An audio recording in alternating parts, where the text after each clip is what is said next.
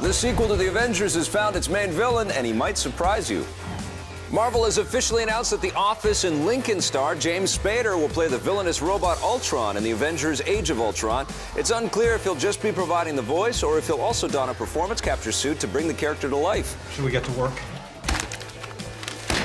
There's also the outside possibility that Ultron will be an actual robot suit that Spader will wear, although this seems unlikely.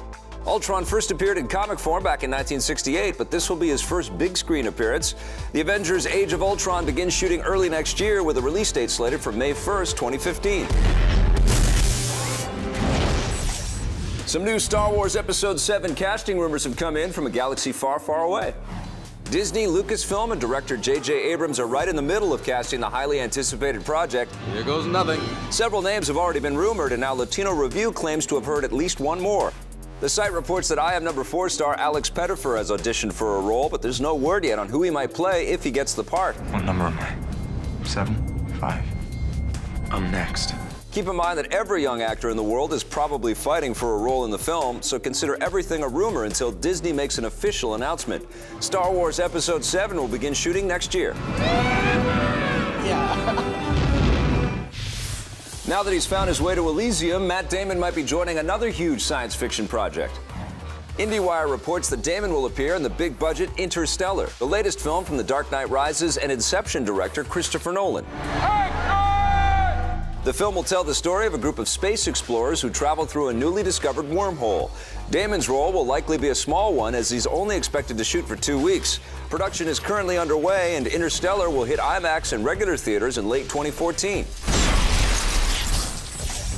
You can't keep the members of the dysfunctional Bluth family down. After being canceled in 2006, Arrested Development returned for a 4th season on Netflix earlier this year.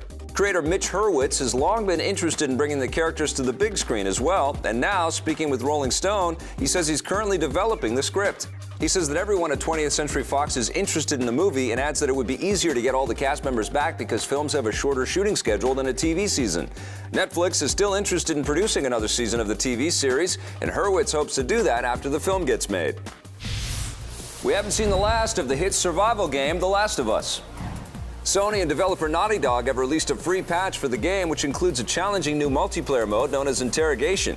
Each team must take down and aggressively question 5 enemy players in order to pump them for information.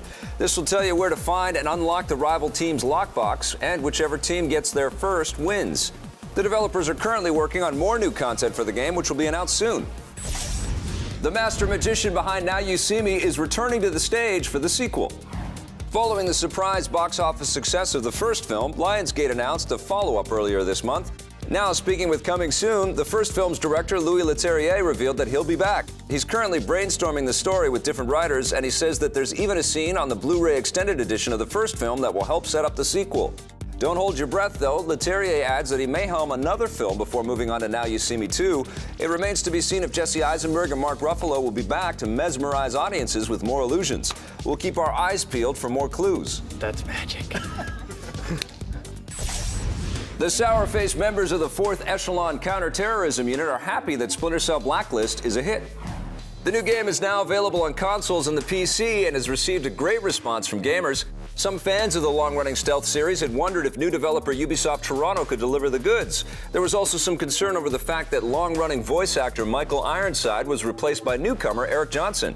He says that he's glad the game has overcome those fears and been accepted, even though he still has a little trouble listening to himself. So I've seen bits and pieces they've been showing us all along the way in the pipeline, but when I'm in the middle of the game and Sam Fisher starts talking to Grim and it sounds like me, it seriously is a little surreal. It weirds me out. It's better than having your own action figure. I'm like 5 years old. This is the greatest thing in the world.